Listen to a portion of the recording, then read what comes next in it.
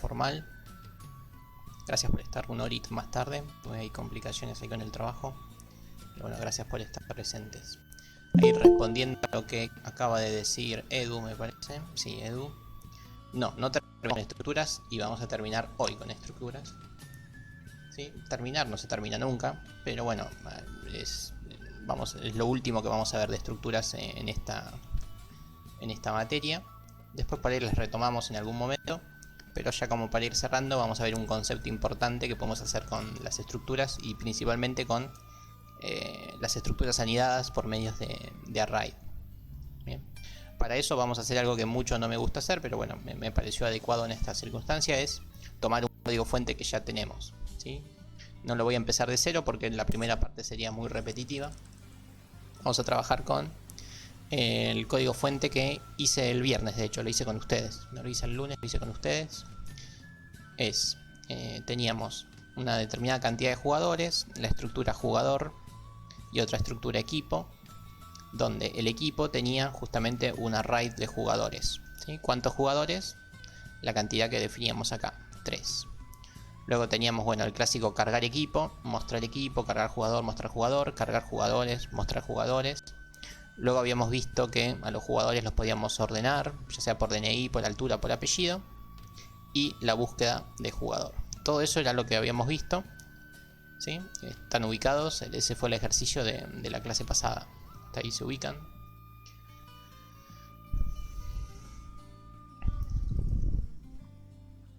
Bien, perfecto. Voy a compilarlo una vez como para meternos ahí en tema, para chequear que no haya roto nada estos días. Tenemos genero un equipo y muestra el equipo. Al apretar play me empieza a preguntar los datos del equipo, que simplemente son el nombre, ¿no? El nombre del equipo, equipo 1, y ahora me empieza a pedir los datos de los jugadores, ¿sí? En este caso, como eran 3 jugadores, me pide 3 nombres, ¿sí? Y luego teníamos el mostrar equipo, que nos muestra justamente al equipo y a los 3 jugadores, ¿sí? Hasta ahí habíamos llegado a la clase pasada. Bien, yo les comenté la clase pasada que esto tiene un montón de falencias que vamos a tratar de solucionar hoy. Primera falencia: con 3 jugadores no armamos un equipo de nada. Seguramente un equipo de qué sé yo, de básquet, de fútbol, de hockey, de rugby, de lo que sea, va a tener muchos más jugadores, ¿sí? Por ejemplo, suelen tener un límite.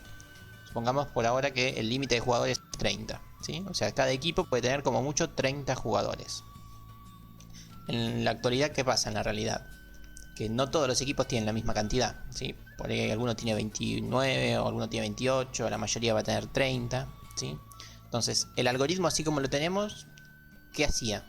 Cuando uno venía a cargar equipo, el equipo que hacía, cargar equipo, ¿qué hace? Nos pide el nombre y después, esto que está acá, carga a todos los jugadores, ¿sí? Y eso no está bien, porque cuando uno genera a un equipo por primera vez, no sabe qué jugadores tiene, ni siquiera sabe cuántos jugadores tiene.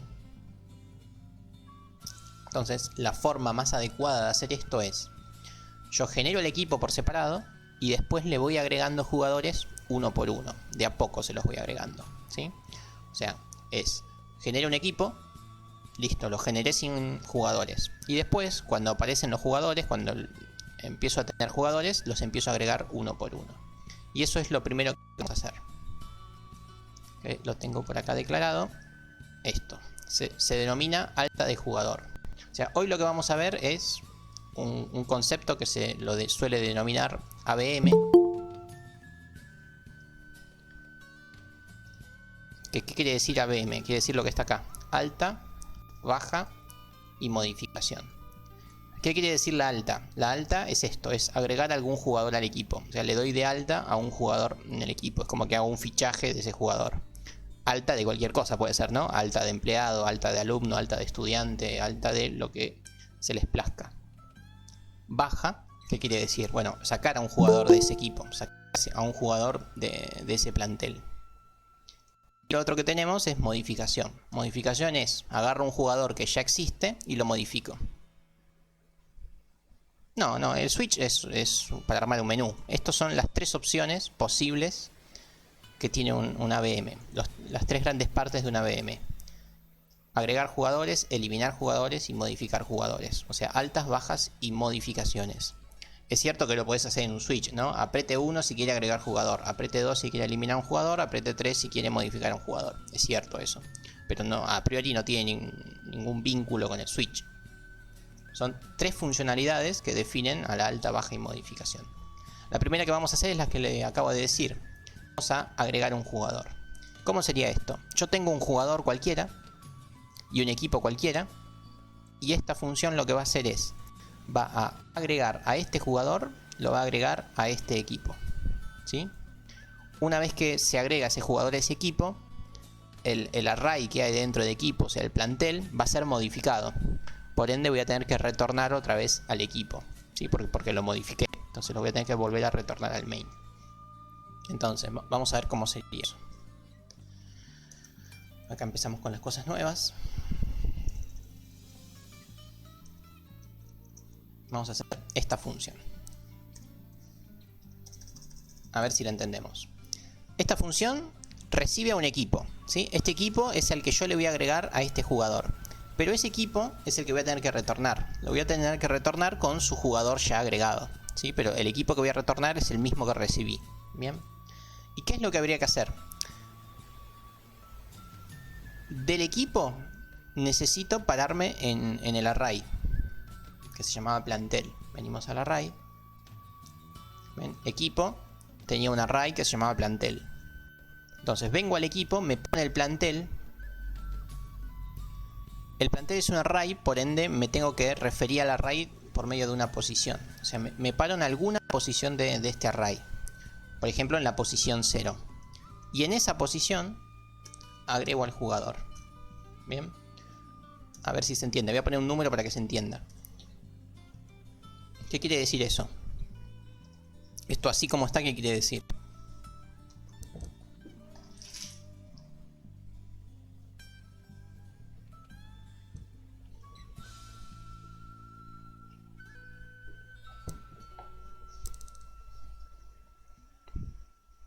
Efectivamente, quiere decir que agrego al jugador J, lo agrego al plantel ¿en qué posición? En la posición 0. O sea, el primer jugador va a ser el J. Eso como para que se entienda el concepto. Ahora la cuestión es la siguiente. Por ahí yo ya tenía agregado a 10 jugadores. Y el próximo jugador no lo puedo agregar en la posición 0 porque voy a estar pisando a un jugador que ya existía, ¿sí? Entonces es por eso que no puedo decir que está en la posición 0, sino tengo que decir que está en la posición I. ¿Y de dónde saco hasta I? O sea, esta I necesita ser una posición vacía del array. Efectivamente, hay que buscar lugares vacíos, como dice ahí Pablo. Entonces, ¿cómo hago para definir esta I? O sea, ¿en qué posición guardo al jugador nuevo? ¿En la 0 o en la cantidad de jugadores? ¿O en cualquiera que esté entre medio? Ahí viene la cuestión. Así que voy a definir a nuestra I. Y ahora voy a ver de dónde la saco. ¿Y de dónde la saco? Bueno, hay 1000 formas de resolver esto, ¿no? Yo les voy a proponer una que me parece bastante ordenadita, que es la siguiente. Acá, en el equipo, además de tener el nombre y al array, pongamos un contador.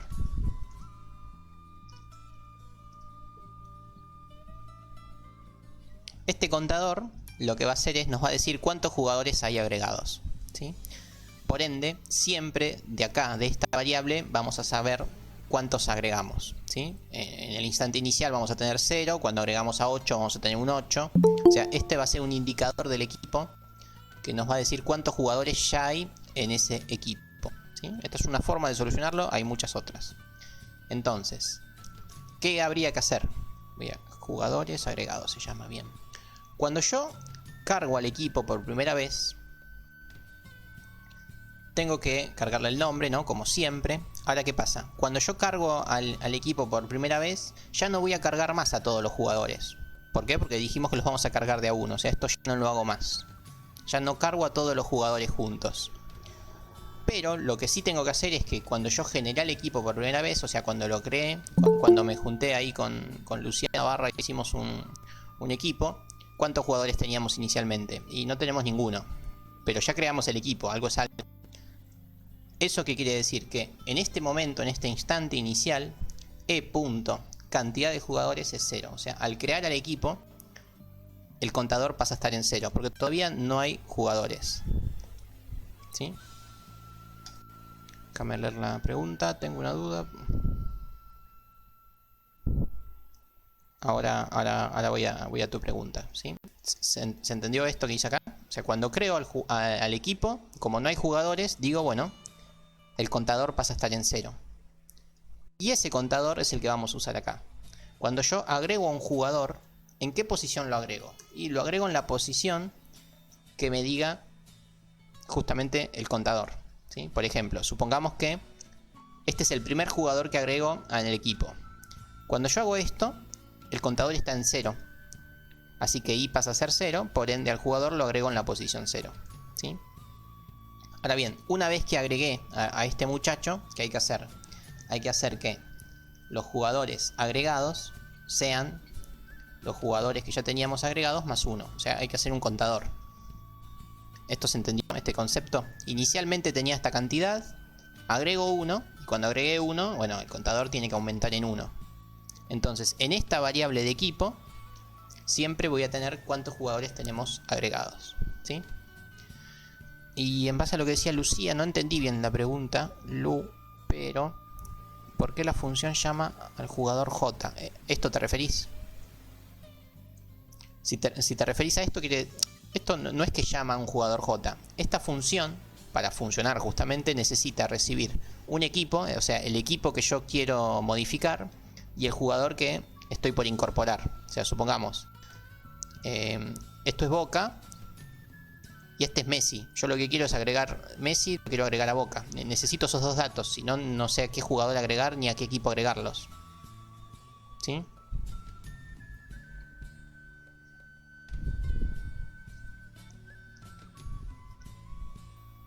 No sé si ahí te respondí, Lucía. Sí, también lo podrías haber hecho así como decís vos, o sea, sacar al jugador y acá adentro pedir los datos del jugador, o sea, algo así. Bueno, lo escribo así nomás, cargar jugador. Entonces, en este equipo vas a agregar a un jugador. ¿A qué jugador? Bueno, acá preguntas a qué jugador vas a agregar y ahí después lo agregás. Podrías hacer eso también, ¿sí? Yo lo voy a dejar así para que quede igual en todas las comisiones, pero sí, también podrías haber hecho eso, ¿sí? Ahora respondo todas las otras preguntas que hicieron porque ya se están adelantando por ahí un poco. Pero si se entendió esto, avanzo. Me dicen cuál es la última posición que tengo disponible como para cargar. O sea, la primera posición que tengo disponible para cargar. Cargo al jugador en esa posición y sumo 1 a las posiciones. Bien. No recuerdo si lo dije, pero sí, ya incrementamos la cantidad de jugadores. Bien, entonces venimos acá al main. Así el main como está, lo voy a compilar, a ver si no me tira pata en nada. Esto no va a ser nada interesante. Primero va a cargar el equipo. Vamos con River. Y después enseguida lo va a mostrar. Y acá lo tenemos. Lo está mostrando con sus 30 jugadores, que los 30 jugadores son basura, ¿sí? Porque no los cargué. Está andando muy lento esto, me parece, pero bueno, no importa. Bien, ahí está mostrando el equipo. Y el equipo tiene 30 posiciones, donde en esas 30 posiciones hay basura. Bien. Bueno, ahora lo que vamos a hacer es, vamos a agregar a un jugador. Entonces, por ejemplo, utilicemos agregar jugador. Tengo que decir en qué equipo. Bueno, en el equipo 1. ¿Y a qué jugador voy a agregar? Así que generemos un jugador, así lo agregamos.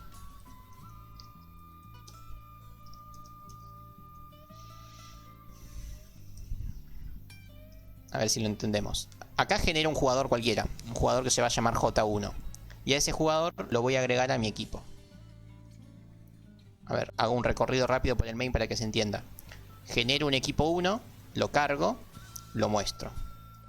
Luego genero un jugador 1, ni siquiera lo muestro, simplemente lo genero. Y una vez que lo generé, lo agrego al equipo 1. Y después vuelvo a mostrar al equipo 1, para que veamos cómo quedó. Vamos otra vez.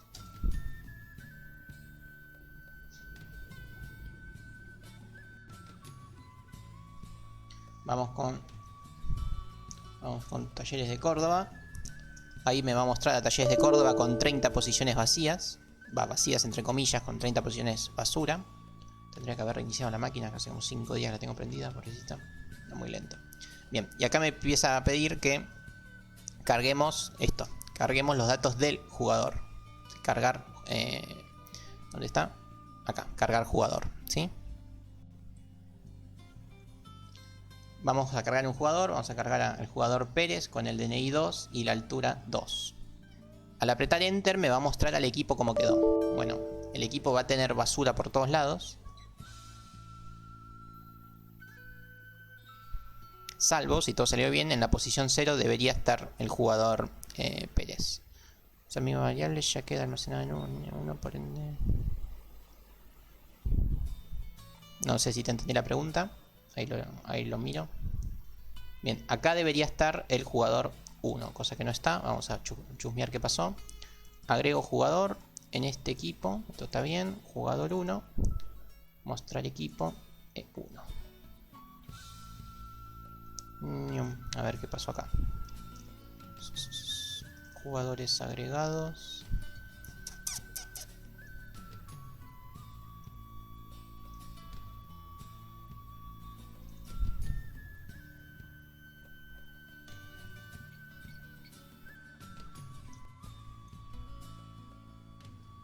No estoy encontrando ningún error.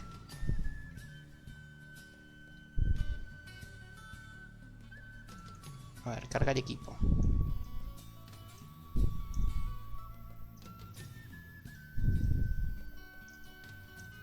Ah, ya está. Mala mía, mala mía. Acá, a ver. Y... no, esto está bien.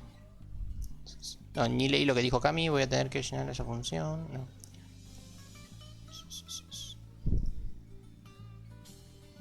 A ver, y es la posición que tenemos en agregar jugadores. Plantel punto. Esa posición es igual a nuestro nuevo jugador. Eso estaría bien. Y esto también. Bueno, a ver. Vuelvo a probar el main.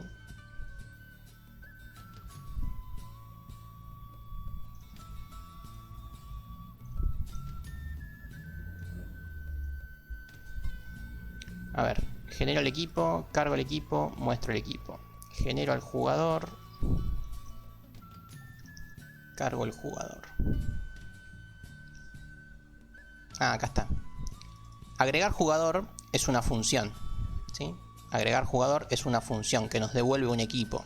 Ese cambio, sí o sí, lo tengo que representar en el equipo que tengo. O sea, vuelvo al main. Esto es lo que está mal. Agregar jugador es una función, no es un void. Entonces nuestro equipo, que se llama equipo 1, tiene que ser pisado con este cambio. Con el equipo 1 y el jugador 1 agregado. A ver.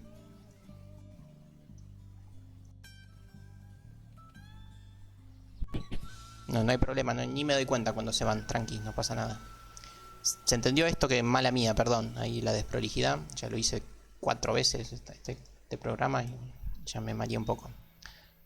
¿Sí? El equipo 1 es modificado. ¿Es modificado cómo? Por medio de agregar jugador. ¿Sí? Agregar jugador es una función. Por ende, ¿qué hacíamos con las funciones? Las funciones guardábamos el resultado en alguna variable. ¿En qué variable? En este caso en E1. ¿Sí? Así que vuelvo a compilar y ahora sí va a funcionar bien.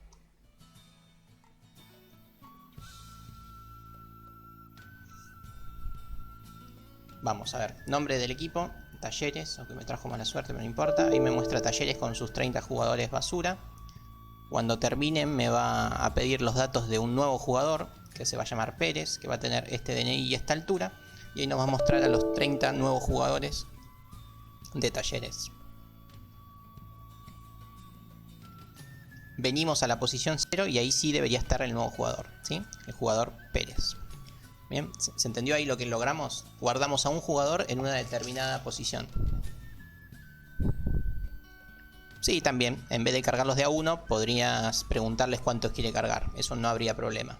Pero sería más fácil hacer le preguntás cuántos quiere cargar y después usás esta función las veces que quieras. Eso es más fácil por ahí. No sé si es eso lo que estás preguntando, pero podrías hacer eso. ¿Cuántos jugadores querés cargar? 7. El for se ejecuta de 0 a 7 y 7 veces llamás a esta función. Sí, estoy grabando. Bien. Bueno, listo. Ahí agregamos un solo jugador en la posición 0. Si agregamos a otro, se va a agregar en la posición 1, ¿sí? De hecho, se los voy a demostrar. Vamos a no solo cargar un jugador 1, vamos a cargar a un jugador 2. Agrego al jugador 1. Buenísimo, ya lo agregué. Y ahora agregamos al jugador 2, al mismo equipo. Y al equipo siempre lo piso con la modificación. Y vamos otra vez.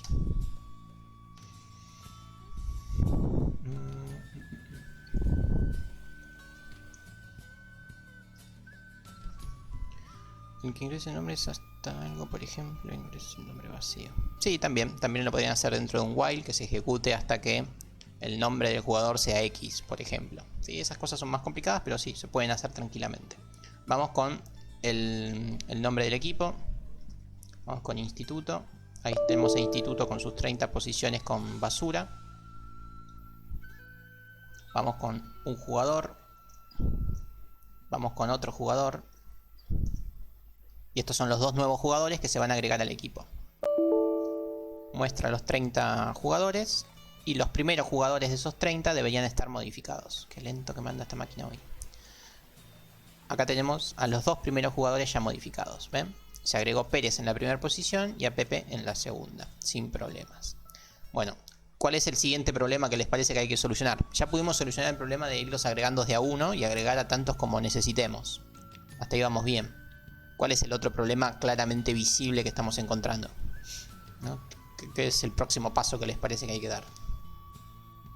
Sí, que no muestre los jugadores que no son jugadores. Esto no es un jugador. Esto es basura que tiene formato de jugador, pero nada más.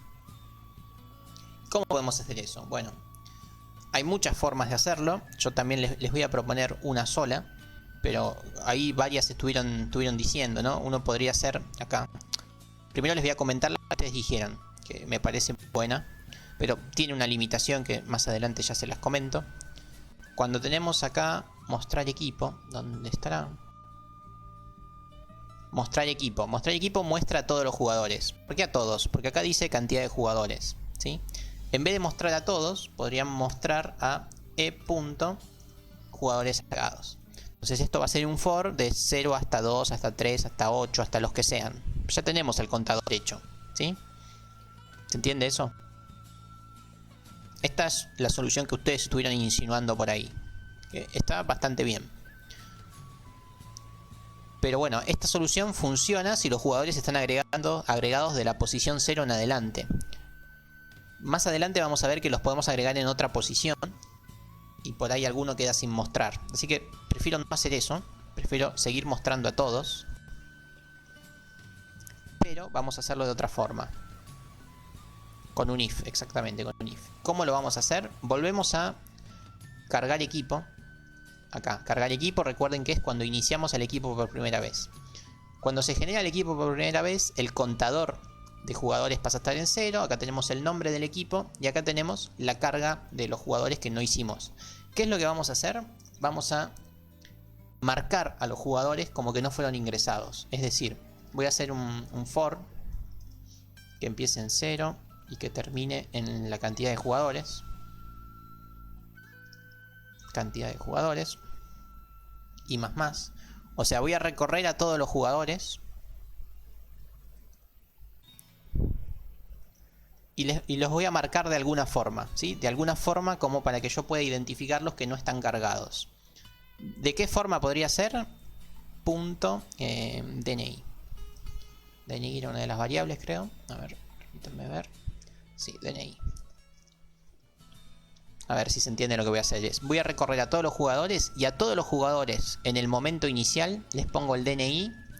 Se los pongo en -1, por ejemplo. ¿Qué quiere decir esto? Le estoy poniendo un dato incorrecto, un dato que nunca va a ser cierto. O sea, el DNI de nadie va a ser -1. ¿Para qué uso esto? Como para identificar que en esta posición no hay ningún jugador cargado. O sea, lo que está cargado es basura.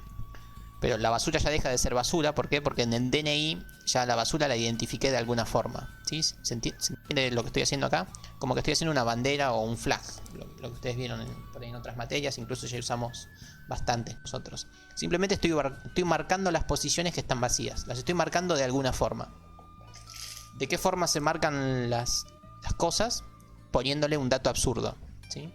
Yo no puedo marcar a este dato, no lo puedo marcar como 34 millones, bla bla bla. ¿Por qué? Porque este dato podría ser cierto, ¿sí? Entonces lo marco con un dato absurdo. Bien.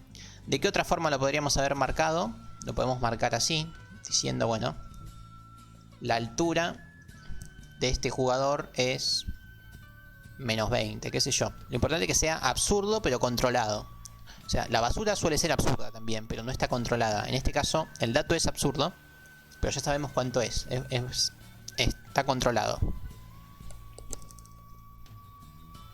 Sí, la basura podría dar negativo, por eso es lo que voy a decir a continuación. Que lo ideal sería que marquen todas las variables. Por ejemplo, que el DNI sea -1, que la altura sea negativa. Y por ejemplo, a ver, str copy punto plantel en la posición y sea, no sé, xxx. Entonces, todas las posiciones que estén vacías, ¿cómo va a ser el vacío? El vacío va a ser así: DNI -1, altura en -20 y el nombre del jugador, o el apellido, no me acuerdo. Era apellido. Y el apellido del jugador va a estar todo en XX. A ver, lo que dijo Edu está bien. O sea, la basura podría llegar a ser -1, la altura podría llegar a ser -20 y el nombre basura podría llegar a ser XXX. Ahora, que se den las cosas juntas en la aleatoriedad de la basura es prácticamente imposible, ¿sí? Más que nada acá, en los char, ¿no? Son tantas posiciones, en todas hay basura, ¿sí? Pero ¿se entiende lo que hicimos? Acá a los jugadores basura los marcamos de alguna forma. Basura ya no es más basura, basura es esto. Ahí ya lo tenemos controlado. Lo voy a ejecutar así nomás, como para que vean.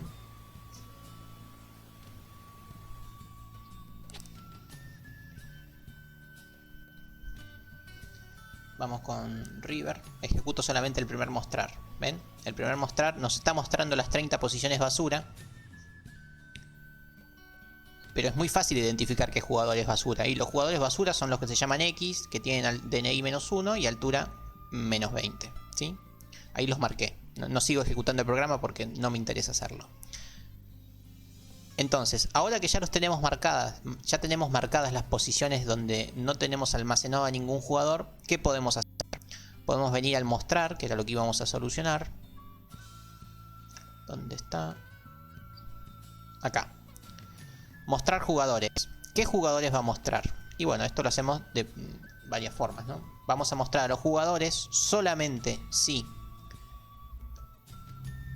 el jugador en la posición que estoy analizando, punto, por ejemplo, DNI, es distinto de -1. Entonces, yo al jugador lo voy a mostrar solamente si su DNI es distinto de -1.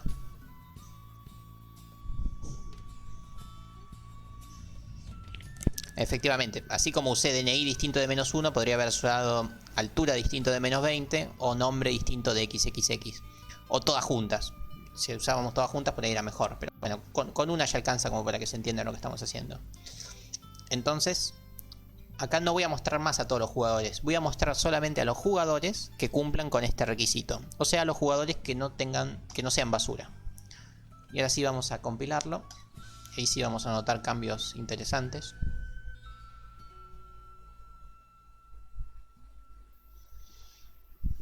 Vamos con el equipo, vamos con Ferro y automáticamente nos muestra al equipo Ferro. Ya no nos muestra más las 30 posiciones basura, ¿sí? No muestra ningún jugador porque no hay ninguno. Ahora empezamos a hacer el ingreso. Vamos con Messi, vamos con Neymar y ahora me muestra Ferro. Y miren, Ferro me mostró solamente con los dos jugadores que tiene. Los otros 28 no los muestra porque son basura, efectivamente, ¿sí? Entonces, de esta forma tenemos bastante más controlado el agregar jugadores. Grande Ferro, ¿sí? Bien. Entonces, se entendió todo lo que ganamos hoy. Un montón de cosas ganamos hoy.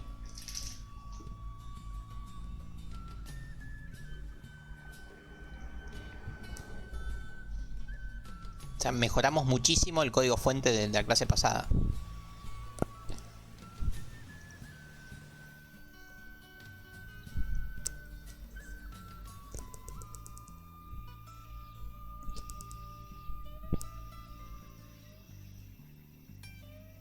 Efectivamente, lo que dijo Cami lo mencioné la pasada, pero lo resalto porque es importante. Una de las limitaciones que tienen las estructuras, cuando uno las anida por medio de un array, tienen que definir la cantidad de jugadores dentro de la estructura. O sea, este dato es estático. O sea, cuando uno define un array dentro de una estructura, tiene que decir de antemano la cantidad. O sea, tenés que conocerla, o por lo menos poner un número que sepas que te va a alcanzar, ¿sí? Por ahí no conoces la cantidad de jugadores, pero podés saber un máximo, decir, bueno, hasta 50 puede ser, ¿sí? Por ejemplo, supongamos que esta es un aula y estos son alumnos. Bueno, no sé cuántos alumnos tengo, pero sé que como mucho van a ser 200. Entonces ahí uno limita, pone un máximo, no pone un total, pone un máximo. Un número que no pueda ser superado nunca.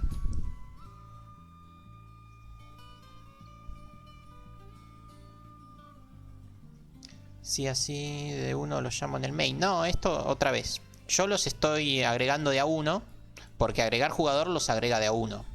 Ahora bien, ustedes habían dicho, y si quiero agregar a muchos, bueno, acá preguntas a cuántos querés agregar, haces un for desde 0 hasta esa cantidad, y siempre los vas agregando de a uno, con un for o con un while. Esto simplemente para mostrarles. La función los agrega de a uno. ¿Cuántas veces llamás a la función? Bueno, ese ya es asunto tuyo. Pero simplemente les muestro cómo funciona. Bien. Jugador 1, jugador 2. Bien. Bueno, ya sabemos agregar al jugador en una determinada posición. Ya sabemos mostrar a los jugadores que son jugadores y no solamente a los jugadores basura. Ahora bien, ya podemos pasar al siguiente paso de los ABM.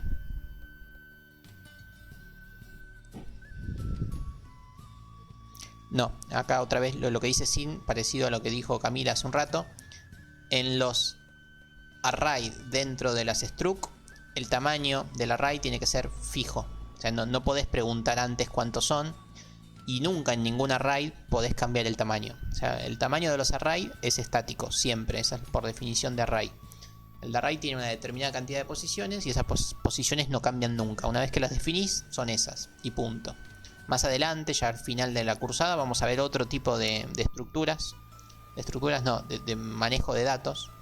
Que no son los array, que son las listas, que eso es más flexible. Pero con los array siempre el tamaño está fijo. No lo puedes agregar o agrandar en algún momento. Nunca puedes agrandarlo. Siempre definís tamaño extra, en el peor de los casos. Bueno, entonces ya terminamos con lo que es la alta de algún jugador en nuestro equipo. Ahora pasemos a la baja. Ahora decimos, bueno, ya fichamos a Neymar y a Messi, pero se superponen en las posiciones, así que vamos a darle la baja a alguno de ellos. Así que vamos a eso. Vamos a la baja de algún jugador.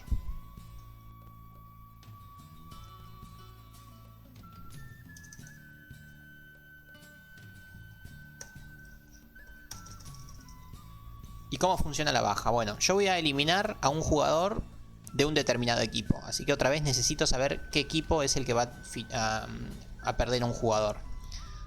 ¿Y cómo identifico al jugador que quiero perder? Bueno, lo podría identificar por la altura, pero hay mucha gente que tiene la misma altura, así que no nos sirve.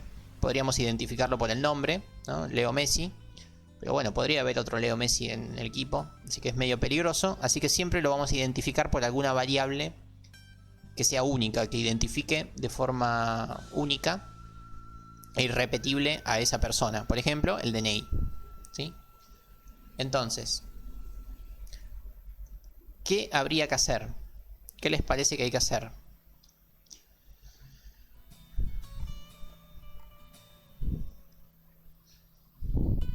Si yo quiero ponerle un 10 a Camila Pereira y un 2 a Esteban Rodríguez, ¿cómo hago para identificarlos en la lista?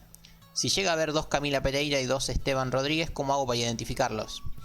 Lo primero que tengo que hacer es decir, bueno, che Camila, decime tu DNI, y che Esteban, decime tu DNI. Entonces los voy a buscar por DNI y ahí sí voy a tener una sola respuesta. ¿Sí? Bien. Entonces lo primero que tengo que hacer es tengo que buscar en la lista de lo que sea por DNI. Tengo que hacer la búsqueda por DNI.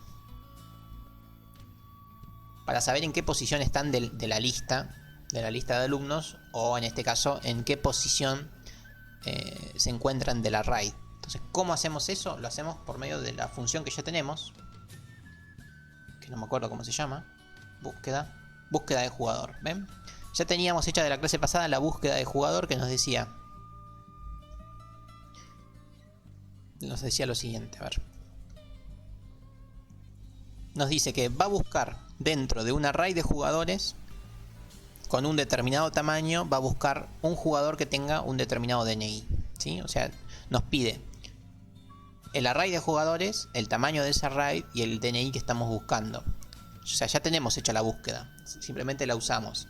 Bueno, ¿de dónde saco el array de jugadores? Lo saco del mismo lugar de siempre, e.plantel. Este es el array de jugadores, o sea, la lista que tenemos con todos los jugadores. ¿Cuál es el tamaño de esa lista? Bueno, es la variable global que ya conocemos, que se llama cantidad de jugadores. ¿Y a qué jugador estoy buscando? A este, al que tiene este DNI en particular, ¿sí? Bueno, búsqueda de jugador, ¿qué hacía? ¿Se acuerdan? Nos daba -1 en el caso que no se encontró al jugador. Y si se encontraba al jugador, ¿qué hacía? Nos devolvía la posición donde se lo encontró. O sea, si al jugador se lo encuentra en el equipo, nos dice en qué posición está del array. Si no lo encuentra, nos devuelve -1. Entonces, venimos acá. Esto que está acá nos va a devolver un entero, que lo voy a guardar en i. Y ese entero va a ser o una posición del array o -1. Entonces, ¿qué hay que hacer? Hay que decir, bueno, el equipo.plantel en la posición que encontré, en la posición i. A ver, e.plantel en la posición i, ¿qué quiere decir? Que me estoy situando en el jugador que estaba buscando, porque yo dije que en esa posición está este jugador. Entonces estoy situado justamente en la posición donde está ese jugador. ¿Y qué habría que hacer con ese jugador? Sí, lo que decís vos está bien, Juli, ahora lo agrego. ¿Qué habría que hacer con ese jugador? Con ese jugador, bueno, hay que marcarlo como que ya no está más cargado. O sea, lo podemos marcar otra vez, o con el DNI que sea -1, o con la altura que sea -20, o en su defecto strcopy que su apellido sea 4x, o que su apellido sea xxx, creo que eran 4x, ¿sí? Entonces, si encontré a este jugador, quiere decir que existía, entonces lo puedo eliminar, lo elimino. ¿Qué quiere decir eliminar para nosotros? Quiere decir marcarlo. Esto es lo que se llama una baja lógica. ¿Qué quiere decir? Quiere decir que la posición sigue existiendo, el jugador sigue existiendo, solo que fue lógicamente eliminado. O sea, ya no tienen lógica los datos que están ahí. O sea, están marcados como que no existen. Pero los datos siguen existiendo. Sigue habiendo un DNI, sigue habiendo una altura y sigue habiendo un apellido. Simplemente se le hizo una especie de una baja lógica. Pues hay otro tipo de bajas que son las bajas físicas, que lo que se hace es se borra totalmente el dato y deja de ocupar memoria y deja de existir esa posición. Eso después lo vemos más adelante.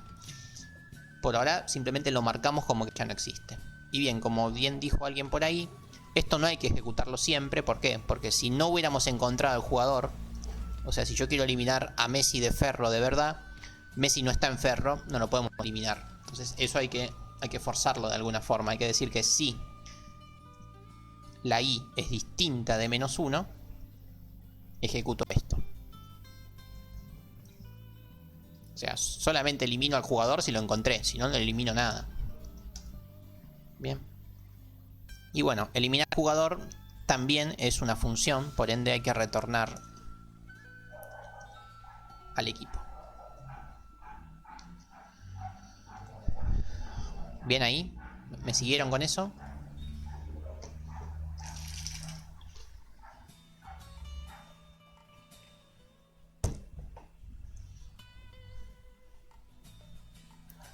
Ahora vamos también a eso que decís vos, Juli. Por ahora no, por ahora dejamos el contador así como está.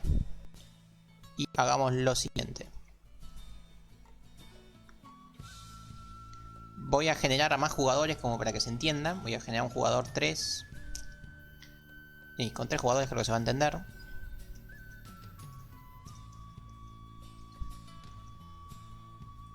Bien, voy a cargar a 3 jugadores. Y a los 3 jugadores los voy a agregar a nuestro equipo. Voy a mostrar al equipo así como está. Voy a dejar de mostrarlo acá porque ya no me interesa, ya eso lo entendieron. Muestro al equipo con los 3 jugadores que voy a agregar. Y después lo que voy a hacer es, voy a eliminar a uno de esos jugadores. Por ejemplo, voy a hacer que el equipo 1 sea igual a eliminar jugador. Voy a eliminar un jugador del equipo 1. ¿Y a qué jugador voy a eliminar? Y el que tenga DNI 2. ¿Sí? Y después vuelvo a mostrar al equipo. A ver si me entienden lo que quiero hacer con el main. Creo 3 jugadores. Muestro el equipo con esos 3 jugadores. Después elimino a uno de esos jugadores. Voy a eliminar al jugador que tiene DNI 2. Y después vuelvo a mostrar el equipo, que ya debería mostrarlo sin este jugador. Entonces, ejecuto. Efectivamente, Martín, eso que estás diciendo responde a lo que dijo Juli. Vamos con el nombre. Este es el nombre del equipo, ¿no? Ferro. Empezamos con los jugadores. Vamos con Pérez. Vamos con López. López es el que tiene DNI 2, así que a posteriori es el que yo voy a borrar. Y vamos con Neymar. Acá nos muestra a Ferro con los 3 jugadores iniciales. Por acá se ejecuta el eliminar. Y acá nos muestra Ferro con 2 jugadores. O sea, ya no se eliminó a López. ¿Sí?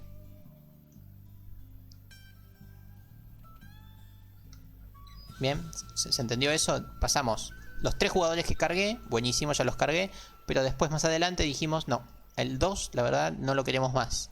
Así que lo damos a préstamo a otro equipo y desapareció. No está más el jugador 2 en Ferro. ¿Sí? Así que ya eliminamos a un jugador. Bien. Dale, muestro otra vez eliminar. Acá está eliminar.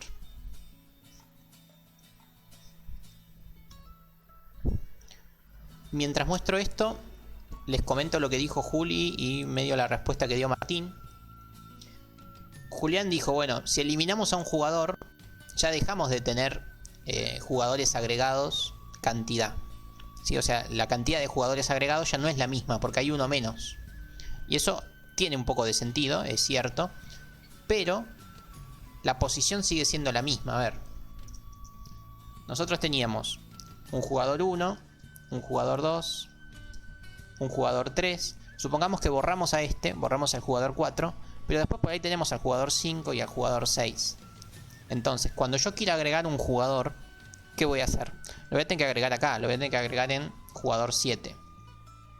O sea, la posición que usaba el jugador sigue estando ocupada. Está ocupada por basura ahora. Pero la próxima posición me la tiene que seguir dando el contador. ¿Sí? Entonces es por eso que no tengo que restarle nada a la cantidad de jugadores. Eso sí se lo podría hacer. Y se los voy a dejar a ustedes para que lo hagan. Los voy a guiar cómo se haría eso. Que de hecho es una forma bastante interesante. ¿Yo qué quiero conseguir? Quiero conseguir que al eliminar un jugador nos quede algo así. Y el jugador eliminado quede al final.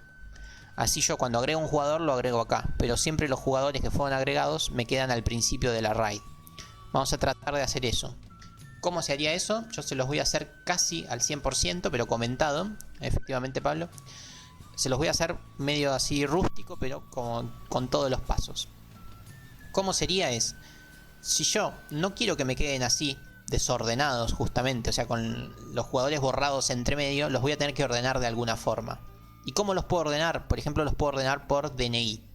Si los ordeno por DNI de mayor a menor, todos los que tengan DNI negativo van a quedar al final de la raid. ¿Sí?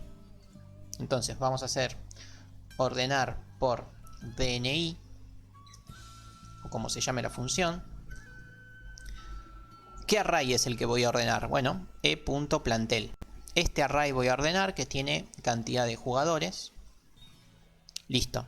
De esta forma tengo ordenado el plantel de mayor a menor. O sea, chequeen que sea de mayor a menor porque nosotros lo hicimos de menor a mayor la última vez. O sea, cuando vengan acá, a cantidad... se los hago. Cuando vengan acá, la permuta se hace solamente si el DNI es mayor que el otro DNI. Bueno, ahora queremos que la permuta se haga si el primer DNI es menor que el siguiente. Nada, les cambié el orden de ordenamiento. Bueno, seguimos. Entonces, acá ya tengo ordenados a los jugadores. O sea, los tengo con esta estructura. Una vez que los tengo ordenados con esta estructura, ahí sí tengo que decir e.jugadores agregados es justamente eran los jugadores que teníamos agregados menos 1. Bien, es importante, después háganlo ustedes y chequenlo, pero es importante esto, primero ordenarlos y una vez que los ordenan, ahí sí le restan 1 al contador. ¿Ok? Yo por ahora lo voy a dejar como lo teníamos, pero esto es una buena solución a lo que estuvieron diciendo ahí los dos, tanto Martín como Julián. O Juli, no sé cómo se llama. Bien. Yo por ahora lo dejo así, con el contador que siempre cuenta la cantidad que hay y desprecia la basura. Excelente. Bueno, ya hicimos la alta y ya hicimos las bajas, o sea, los eliminar. Ahora nos quedaría lo que es la modificación. ¿Dónde está? Modificar. Modificar, ¿qué hace? Es, agarra un equipo y dice, che, los datos que hay de este jugador están mal, hay que modificarlos. Vamos a hacerlo.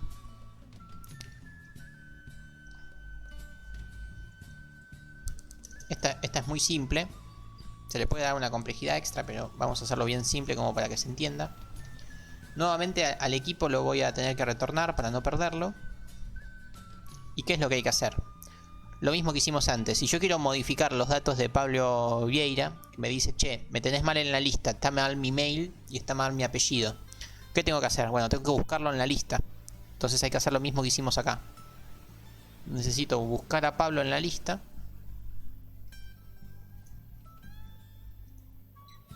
Si Pablo existe, lo modifico. Si no existe, no lo modifico. Le digo, no, hay otro problema peor. Arreglalo. ¿Sí? Entonces, si Pablo existe, lo busco.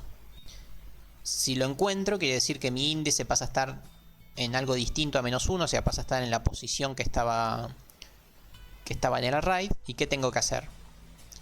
Tengo que modificar los datos de Pablo. ¿Cómo hago eso? Hago e.plantel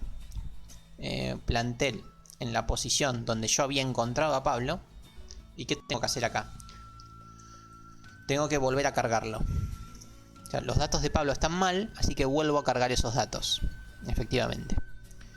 Acá les pongo un comentario, que es que acá estoy modificando todos los datos. ¿Sí? Seguramente no tengan que modificar todos los datos, solamente tengan que modificar el nombre o el mail o el teléfono, ¿no? Mail y teléfono suelen ser los más fáciles, los más frecuentes a modificar, ¿no? Entonces, eso no lo voy a hacer, pero ¿cómo sería? Sería con casos, ¿no? Case 1, modificar nombre. Case 2, modificar DNI, qué sé yo.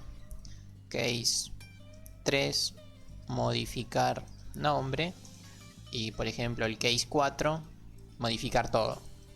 Yo simplemente les estoy haciendo el modificar todo. Los otros son más fáciles todavía. Vamos a hacer así rápidamente modificar DNI. ¿Cómo sería? Bueno, sería e.plantel en la posición i .dni igual al dato que quieran modificar, ¿no? Entonces podrían hacer un printf y un scanf.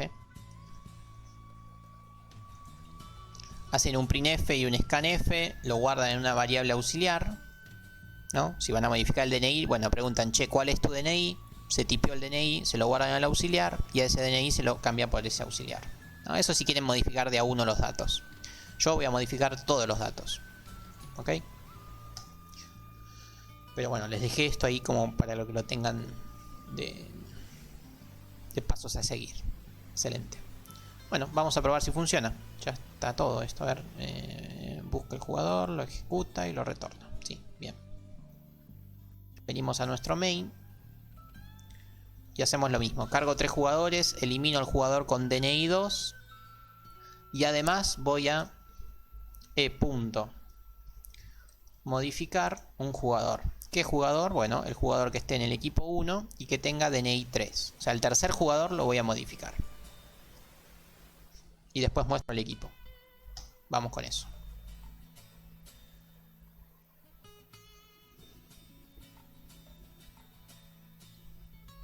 Nombre del equipo. Vamos con Newells. Nombre de los jugadores. Vamos con Pérez. 1, 1.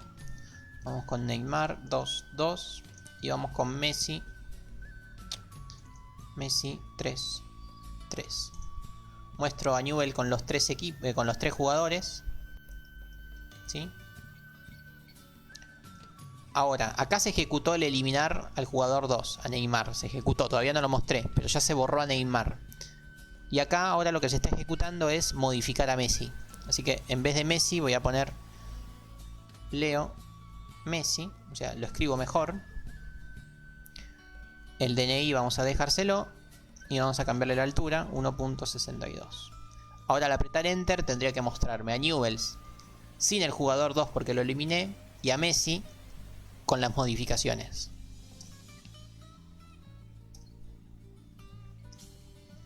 ¿Ven? Acá está. El equipo sigue siendo. A Pérez no lo toqué. A Neymar lo borré. Y a Messi lo modifiqué. ¿Bien?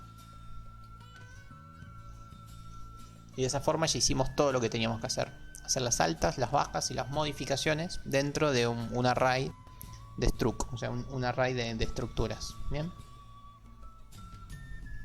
Bueno, y eso fue todo lo que ganamos hoy. O sea, ganamos muchísimo en cuanto a la estructura interna de los códigos fuente de arreglos de struct. ¿Sí? ¿Entendió más o menos? ¿Y claro?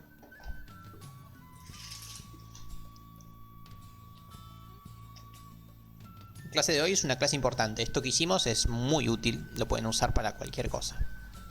Súper útil. Venimos a decir que es lo más útil que vimos hasta ahora. Solo que bueno, si no veíamos todo lo otro, esto no lo podíamos hacer ni en 20 años. ¿Sí? Era necesario ver todo lo anterior. Y bueno, esta es la máxima mejora que vamos a tener en lo que es array de estructuras. O sea, con esto ya podemos conseguir un programita bastante robusto. ¿Sí? Ya podemos agregar cosas, eliminar cosas, modificar cosas. Ya conseguimos algo bastante importante. Piensen, qué sé yo, un programa para un supermercado es básicamente esto. Uno tiene un array de productos. Los productos les hace las altas, las bajas, le modificas el precio.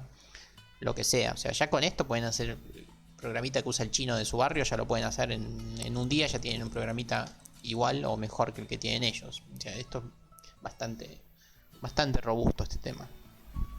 ¿Sí? Bueno, y con esto damos por cerrado lo que sería estructuras.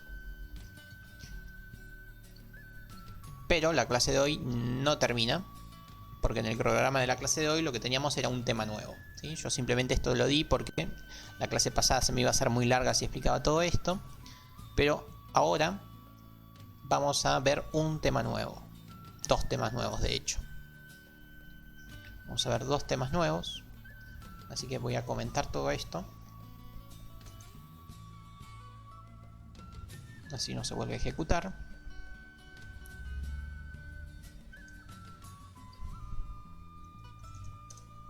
Ahí estamos. Vamos con 2 temas nuevos. Vamos con el tema nuevo 1. Tema nuevo 1. Más que temas, son herramientas, ¿sí? No son temas por sí solos, o sea, así son temas. Pero son herramientas que nos van a ser útiles para próximas clases. O sea, con estas 2 herramientas que les voy a explicar hoy, por sí solas no pueden hacer nada, ¿sí? Pero utilizándolas en otras cosas, ahí sí van a conseguir nuevos logros. El tema nuevo 1 se llama enumeradores.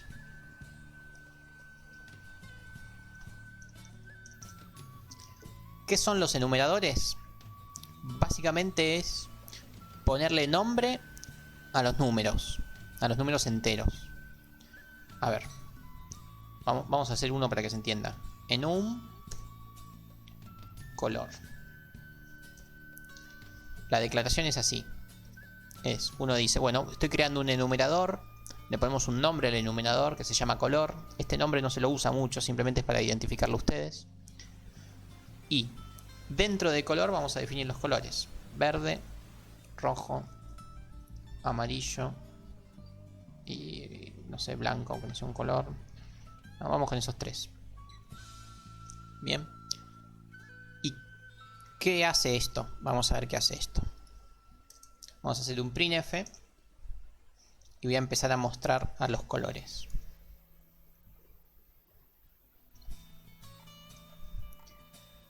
Los enumeradores son, a los números les pone nombre.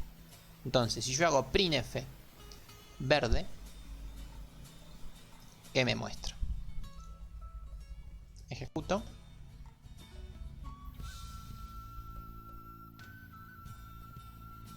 Me muestra 0. ¿Sí? Vamos a hacer printf amarillo.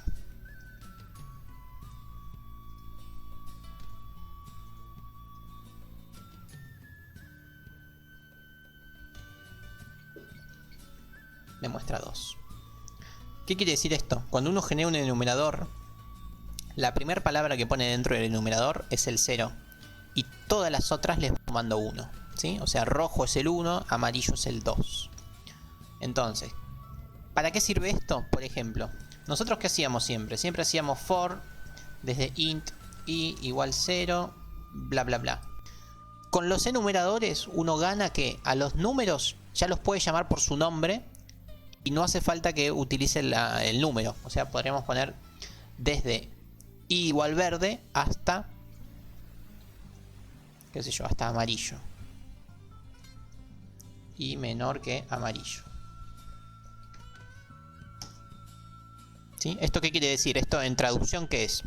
Desde i igual 0 hasta 3. ¿Bien? Eso es un enumerador. Es una herramienta que nos permite hacer que el código sea bastante más fácil de leer. Simplemente eso.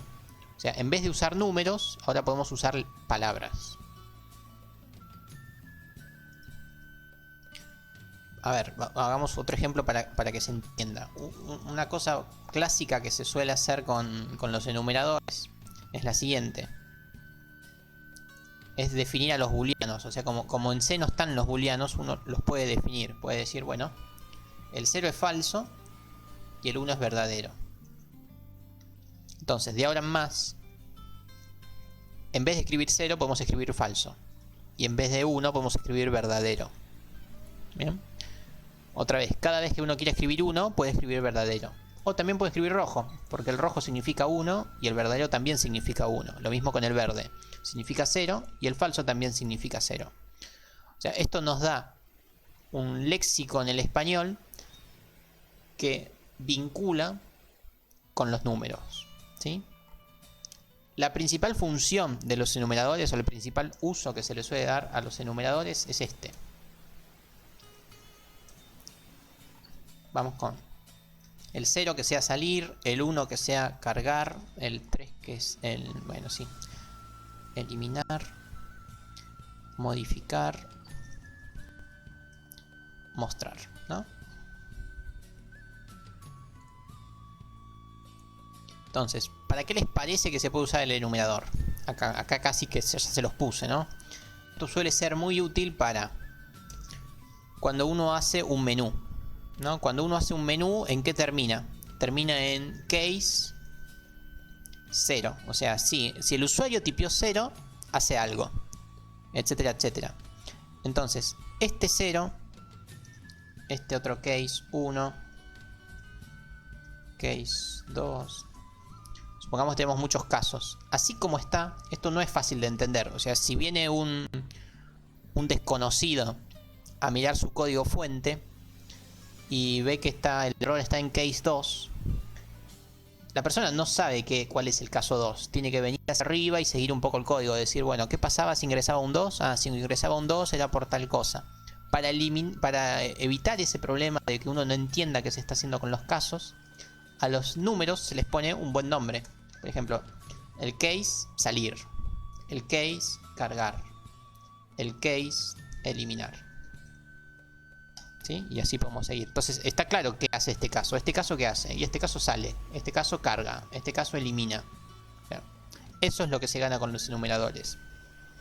Es mucho más legible el código fuente. ¿Sí? Esa es la principal función que tienen los enumeradores. Bien. ¿Se entendió la herramienta? No tengo mucho más que decir de los enumeradores. Es simplemente eso. ¿Alguien por ahí habló algo de los abecedarios, de los char? No. Estos no son char. Son números. Son números que se llaman salir. O sea, no pueden hacer nada de lo que hacían con char. Porque estos no son char. Son números. De hecho, cuando yo los mostré, puse porcentaje de. Son enteros. ¿Sí? Así que no pueden buscar la palabra, ni buscar la i, ni nada por el estilo. Son solamente números. Sí, ahora vamos a eso que dijo Héctor.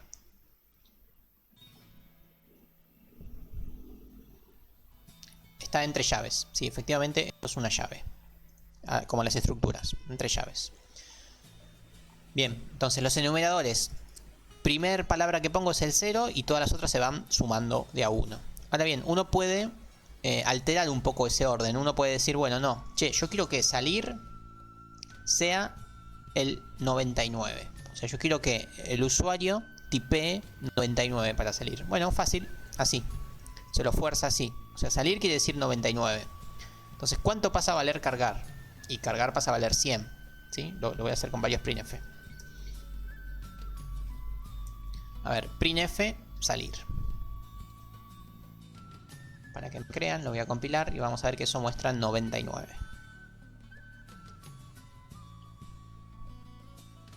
No me canso de decirlo, qué lento que anda esto. ¿Ven? Salir mostró 99.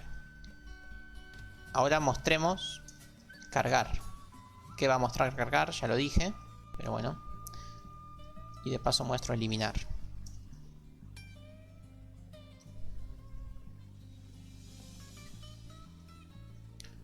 Entonces tenemos salir es 99, cargar va a ser 100 y eliminar va a ser 101. ¿Ven? 100, 101. Ahora bien, en el menú podemos decir, bueno, salir es el 99, pero cargar no. Cargar yo quiero que sea el 1. Bueno, no hay problema, ponele 1. Entonces te queda, este te queda con 99, este te queda con 1, y a todos los otros, los que no especificás el valor, ¿qué pasa? Le va sumando 1. Entonces queda algo así. Salir pasa a ser 99, cargar pasa a ser 1 y eliminar va a pasar a ser el siguiente, o sea 2. 1, 2. Entonces básicamente uno les da el valor que quiera. Si querés que todos tengan valores así que no tienen relación entre sí, bueno, tampoco hay problema. Nada, le forzás el valor vos a todos y listo. No es la idea del enumerador, ¿no? La idea del enumerador es que haya una relación.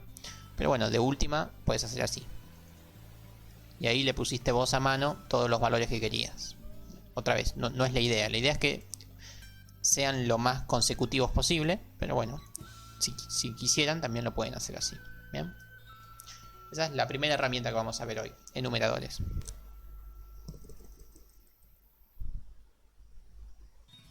Lo de forzar, sí. En los dos primeros ejemplos que hicimos, la primera palabra es el 0 y todas las otras son las consecutivas. Si vos por algún motivo querés que salir no sea el 0, que sea el 99, lo forzás. Decís, bueno, salir va a ser 99. Y de ahí en más todos van a ser los consecutivos. O sea, este va a ser 100 y este va a ser 101. Si por algún motivo otra vez no querés que este sea el 100, lo forzás a que sea tu 1 o el número que quieras. Ese forzar se lo hace con el igual, con un solo igual. ¿Sí? Si no, los dejás por defecto, 0, 1, 2, no hay problema. Bien. Y bueno, esos serían los enumeradores. Su principal función, otra vez, es hacer el código fuente mucho más fácil de interpretar y de seguir. Simplemente eso.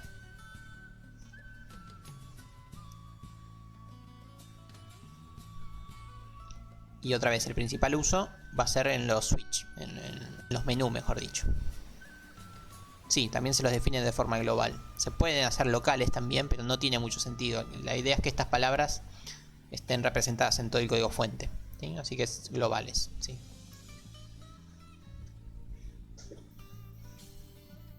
Bueno, este es el tema nuevo 1.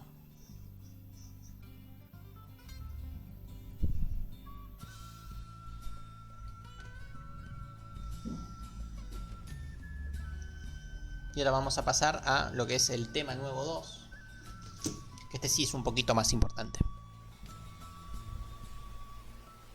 Se puede hacer algo con el nombre que se le pone al enumerador. No sé si entendí con lo de color. No, color es un identificador nada más. O sea, por medio del punto podés acceder a cada una de las posiciones del color, pero nada más. No se suele utilizar mucho esto, ¿sí? Por eso les decía al principio que esto no lo vamos a usar mucho. Bien. Bueno, voy a borrar estas cosas.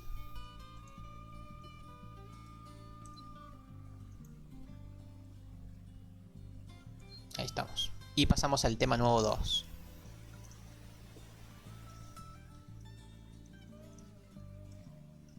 Que este tema sí es el que estuvieron ahí comentando, que son punteros. Y vamos a ver qué son los punteros. Hoy simplemente hacemos una introducción a punteros y la clase que viene nos dedicamos todo el día justamente a los punteros. Vamos a ver si puedo hacer esto. Denme un segundito que les hago un gráfico, siempre me olvido de esto.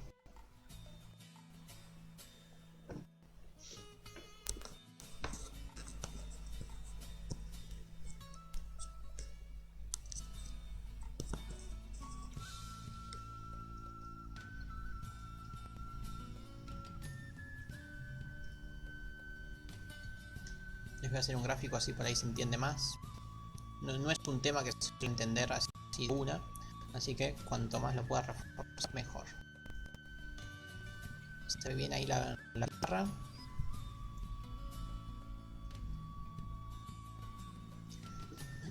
Este es un tema que se vincula por ahí con las otras materias que estuvieron viendo. Como para terminar de entenderlo es necesario que hayan cursado organización y estar cursando arquitectura, ¿no? Así le dan un fundamento un poquito más fuerte por detrás, pero básicamente vamos a hacerlo de una forma fácil. Pensemos un poco en casi que los primeros códigos que estuvimos trabajando en las primeras clases. Anda espantoso esto.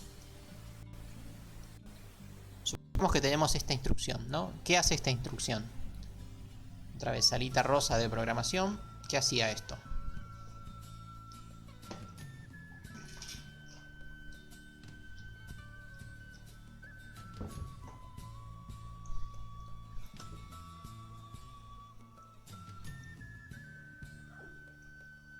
Bueno, sí, efectivamente, se define una variable que se llama número.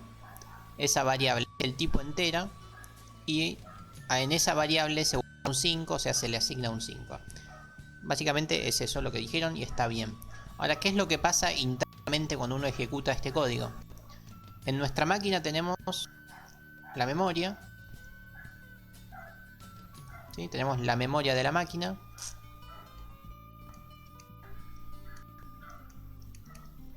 Tengo que reiniciar esta máquina urgente. Esta es la memoria de la máquina. La memoria, ustedes ya vieron en arquitectura, creo, o en organización, que la memoria se separa en bloques de memoria, donde cada bloque está representado por un determinado bit, ¿sí? Y esas posiciones de memoria empiezan en el 000 y terminan en el F, F, F, F, F, una F, 6 Fs, ¿sí?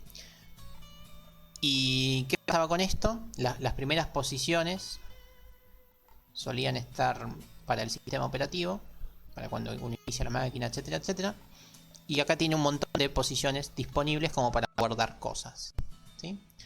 ¿Qué era esto? Esto es un número de sistema hexadecimal, así que yo no voy a poner las Fs, voy a poner números. O sea, supongamos que este número podría ser 3, 8, 6, 8, un número espantoso grande, ¿sí? Entonces las posiciones de memoria parten desde el 00 hasta un número muy grande. Entonces cuando uno ejecuta esta instrucción, ¿qué quiere decir? Quiere decir, bueno, necesito guardar un entero. Este int de acá adelante lo que nos dice es, bueno, necesito el espacio necesario para guardar un entero.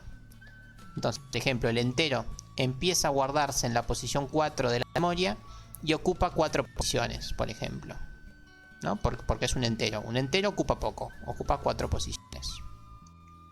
Esto es lo que estaba diciendo yo cuando decía que es un entero, ¿sí? Esto otro, número, ¿qué quiere decir? Quiere decir que todo este bloquecito, del 4 al 8, se llama número. Le dimos un nombre y se llama número.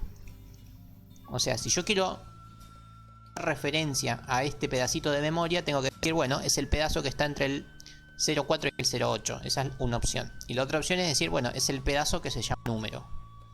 Y lo otro que estamos haciendo es diciendo, bueno, en este bloque que se llama número, o en este bloque que va del 4 al 8, estoy guardando el 5.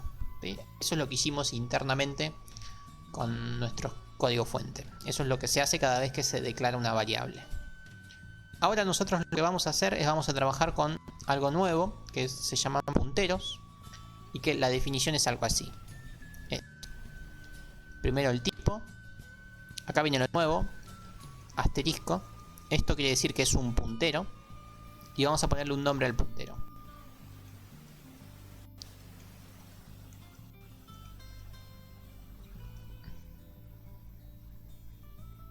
Bueno, ahí dice puntero, ¿sí? ¿Qué es un puntero? Un puntero es, como le digo yo, un dedo acusador, una flechita, algo que señala, o sea, yo lo voy a dibujar así, es una flecha. Un puntero es una flecha. Es una flecha que, ¿qué hace?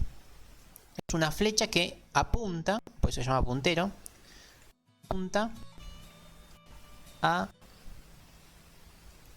una dirección de memoria. ¿Sí? Horrible como está escribiendo esto, perdón. Un puntero es una flechita que apunta a una dirección de memoria. Entonces, gracias a los punteros lo que vamos a hacer es, vamos a dejar de trabajar con la variable número y vamos a empezar a trabajar con esto. Vamos a empezar a trabajar con dónde está guardada la variable y no con la variable en sí. ¿Qué es lo que vamos a ganar con eso? Vamos a ganar que siempre vamos a trabajar con números. Números de memoria. Y eso va a hacer que nuestro programa sea mucho más eficiente, por consiguiente más rápido. Y no sé si más entendible, porque los punteros por momentos puede que los mareen un poco, pero se gana muchísima eficiencia con los punteros. Entonces trabajando con las posiciones de memoria. Si ustedes hacen un poco de memoria y van a la primera clase que tuvimos de programación, yo en la primera clase de programación les conté un poco que había lenguajes de máquina, lenguajes de bajo nivel, lenguajes de alto nivel. Los lenguajes de máquina eran todos los que trabajaban con ceros y con unos, o sea, básicamente trabajaban directamente con la memoria en binario. Después tenían los lenguajes ensambladores, que son los que están viendo en arquitectura, que son básicamente posiciones de memoria y alguna que otra palabrita que hace que modifiques bit por bit las posiciones de memoria, ¿sí? Y después están los de alto nivel, que son los que hacen esto, ¿no? Uno le pone una barrita linda a la variable, dice el tipo de dato y le pone un dato y se olvida de todo el manejo de memoria, que suele ser complicado. Yo les había dicho esa primera clase que C es un lenguaje de alto nivel, por ende se puede hacer todo esto, pero también C muchas veces se lo denomina un lenguaje de nivel medio. ¿Por qué se lo denomina de nivel medio? Porque tiene esto, tiene los punteros. Y los punteros nos permite también trabajar como si fuera un lenguaje de bajo nivel, de nivel bajo, ¿sí?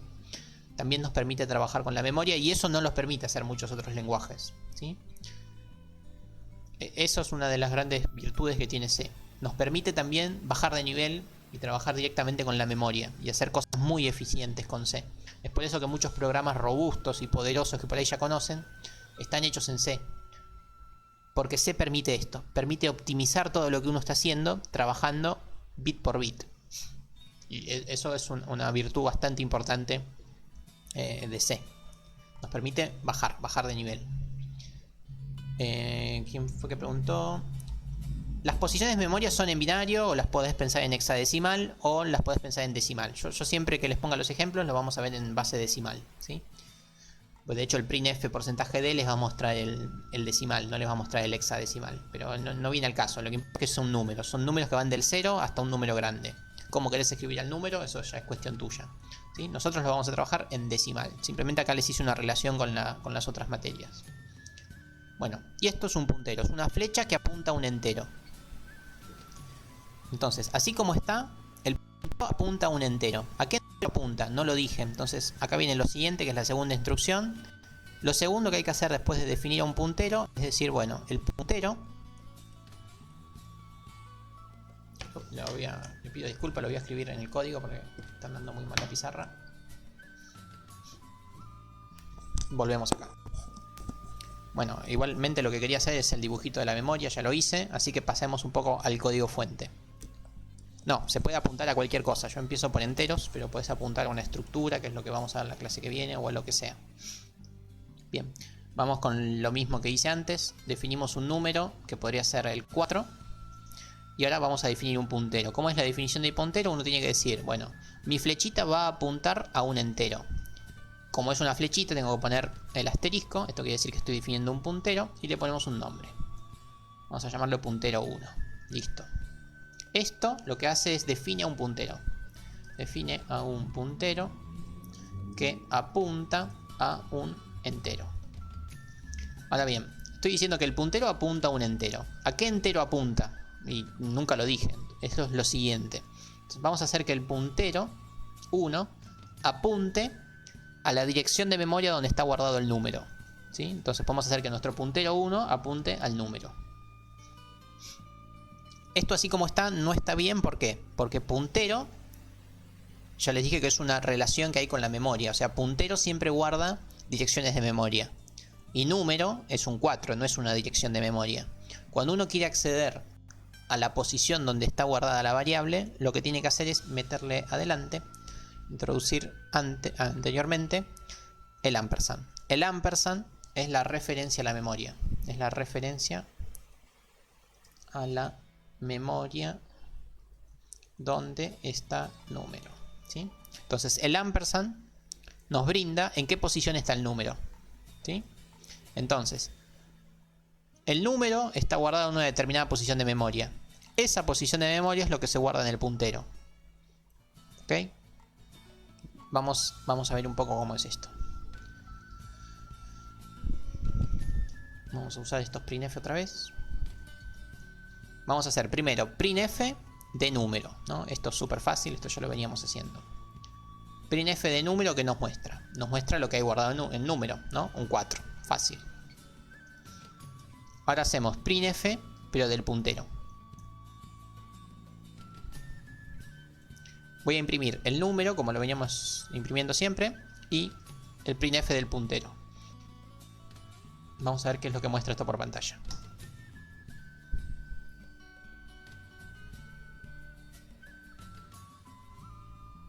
Entonces acá estamos viendo el número que está guardado en número y acá estamos viendo en qué posición de memoria está guardado número. Estoy respondiendo a lo que dijo Juan.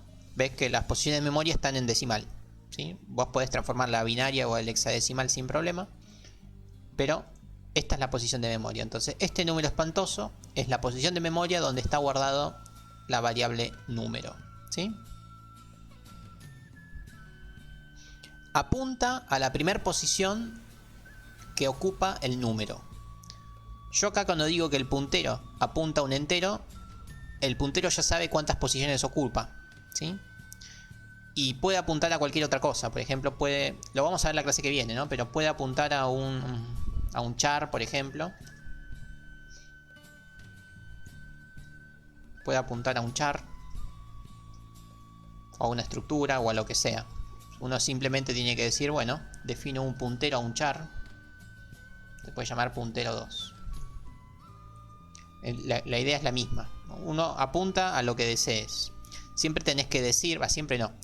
Hay que decir cuál es el tamaño que va a ocupar el bloque de memoria de lo que estás apuntando. Sí, justamente lo que dice Camila es lo más importante. Yo acá lo que estoy haciendo es que el puntero apunte a número. Pero después en el bloque siguiente puedo hacer que el puntero apunte a número 3, a número 2, a otro número, Entonces yo con una misma variable del tipo puntero puedo hacer referencia a un montón de otras variables, ¿sí? Entonces con una sola variable puedo hacer un montón de cosas.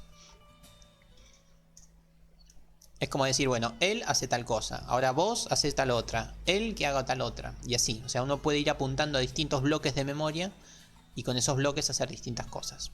Pero bien, no me quiero meter ahí tan de fondo hoy, mañana no, en la próxima clase vamos a meternos más de fondo con punteros. Hoy simplemente quiero que entiendan el concepto. El puntero nos da, como ya vimos, la dirección de memoria donde está guardada esta variable. Y además los punteros me dan otro beneficio más, que es que si uno dice, bueno, che, ya basta, ya no quiero trabajar más con la memoria, quiero trabajar con el dato que estaba contenido ahí, uno también puede obtener el dato, lo obtiene con otra vez el asterisco. Si uno pone asterisco puntero, quiere decir que de la posición de memoria que nos indicaba el puntero, tomo el dato. Vamos a compilarla.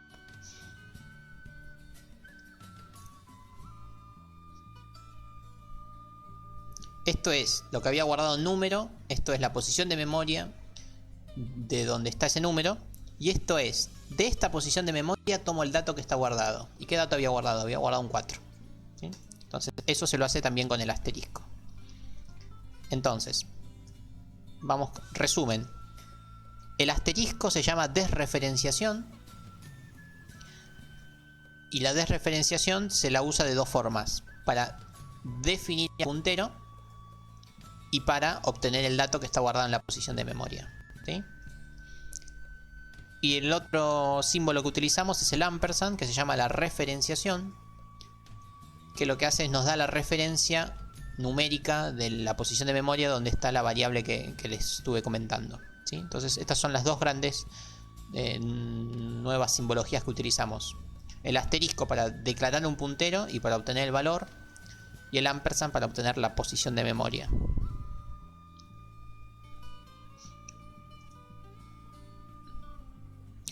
No, justo eso que estás preguntando no. O sea, el puntero se va a hacer más eficiente cuando apunte a cosas grandes. Cuanto más grandes sean las cosas que apunta, mejor. Si el puntero apunta justo a un entero, tanto el entero como el puntero son enteros, entonces ocupan la misma cantidad de memoria, ¿sí? O sea, las posiciones de memoria son enteras, son números del 0 hasta el no sé cuánto, pero es un número entero. Entonces, si justo haces que el puntero apunte a un entero, estás ocupando la misma cantidad de memoria, no estás ganando nada. Pero justamente en la clase que viene lo que vamos a hacer es que los punteros apunten a cosas grandes.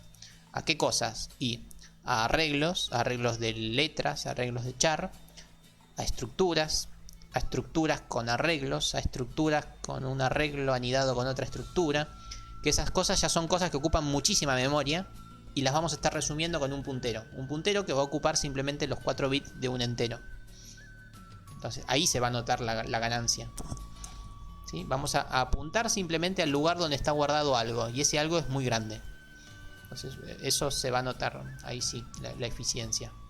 A ver, nosotros con los programitas simples que hacemos, en ningún momento vamos a notar la eficiencia, ¿sí? En ningún momento en cuanto a velocidad. No, para nosotros va a ser siempre lo mismo. Pero es bueno que ya se lleven este concepto y esta herramienta, como para que si en algún momento hacen algo bastante más robusto. Por ahí en cuarto año tienen que hacer algo un poquito más elaborado, no con C, pero bueno, con algo parecido. Y ahí por ahí tienen que usar punteros sí o sí, porque si no van a estar 2 horas para que compile algo. ¿Bien? Entonces es necesario que lleguen manejando un poco esto. Nosotros con nuestros ejemplos simples nunca vamos a notar la eficiencia al compilar, nunca. Salvo por ahí en las últimas clases, en algo medio complicado, pero si no, no lo vamos a notar. Esta clase y la clase que viene simplemente entender el concepto y ver cómo se utiliza. Por hoy no tengo mucho más que decir, simplemente eso. Definición de un puntero, que es una flechita que apunta a una dirección de memoria. Acá le decimos a qué dirección de memoria queremos que apunte y cómo obtenemos el dato de esa dirección de memoria con el asterisco. Y como para cerrar, cuando uno hacía scanf, ¿se acuerdan? Scanf, qué sé yo, porcentaje de... ¿Qué poníamos? Poníamos ampersand número 2. ¿Esto qué quería decir? Que ya estábamos usando los punteros sin saberlo. ¿Por qué? El scanf pide como parámetro de entrada este arreglo de char, ¿sí? Un porcentaje de, y nos pide, no nos pide la variable, nos dice, che, en esta variable no, en la dirección de memoria donde está esa variable, guarda el dato que se ingresó por teclado. O sea, el scanf guardaba nuestro tipeo en una posición de memoria. ¿Sí? Eso era. O sea, al scanf no le importaba la variable. Al scanf lo único que quería saber es en qué posición de memoria guardaba el dato. ¿Sí? Por eso necesitábamos el ampersand. O sea, ya estábamos usando punteros sin saberlo. Acá estábamos haciendo referencia al lugar de la memoria donde teníamos la variable 2. Y el scanf iba y guardaba ahí. ¿Sí?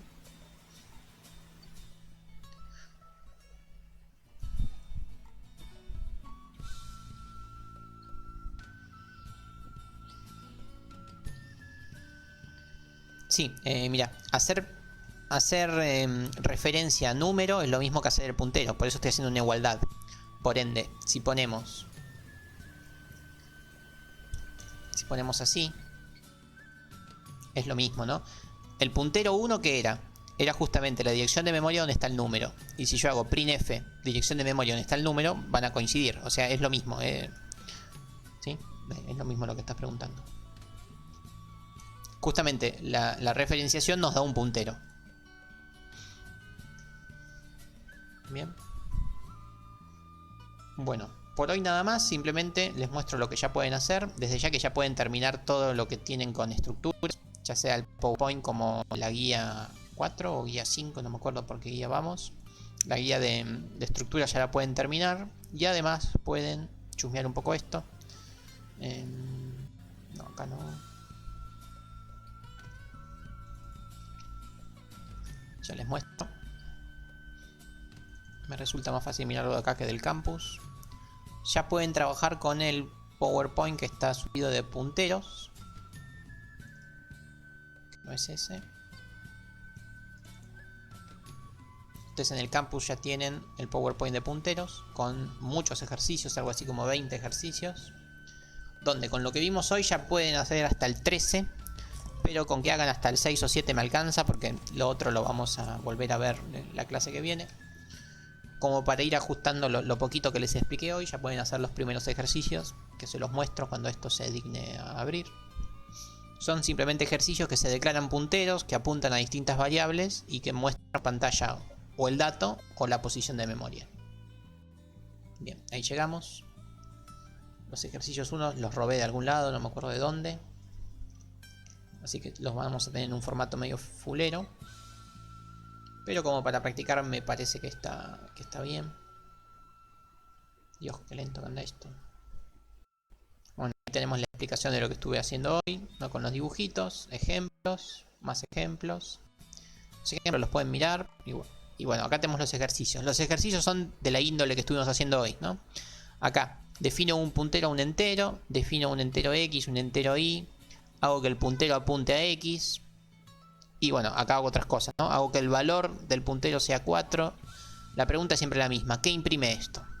O sea, lo que yo les propongo es que primero piensen las líneas, las piensen, hagan un gráfico mental o en una hoja y piensen qué va a ser el printf. Y después lo compilen y lo chequen a ver si es cierto, ¿sí? Y lo mismo con todos los ejercicios. ¿No? Tienen varios ejercicios. Con que hagan hasta acá, hasta el 6 o hasta el 7... ya estamos bien, como para que lleguen a la próxima clase más o menos entendiendo el concepto, ¿sí? Y bueno, hay muchos más. Hay muchos más, pero son más complicados de cosas que todavía no explicamos, ¿sí? Pero hasta el 6 o hasta el 7 hagan sin problema. Así llegan entendiendo un poquito más el concepto de la clase que viene. ¿Bien? Son todos iguales. La pregunta siempre es ¿qué imprime? Como para estar seguros de que entendieron el concepto, ¿sí? Así que eso les dejo para hacer para la próxima clase. Terminar todo lo que tengan que terminar de estructuras y ya ponerse con los primeros ejercicios de punteros. Bien. Y eso ha sido todo por hoy. Vamos cerrando, les deseo buen fin de, estamos ahí a su disposición ante cualquier cosa. Ya por ahí mañana me pongo a mirar sus videitos que estuvieron subiendo, que de su comisión todavía no miré ninguno. Buen fin de, nos vemos, que la pasen bien. Hasta luego, gracias por todo.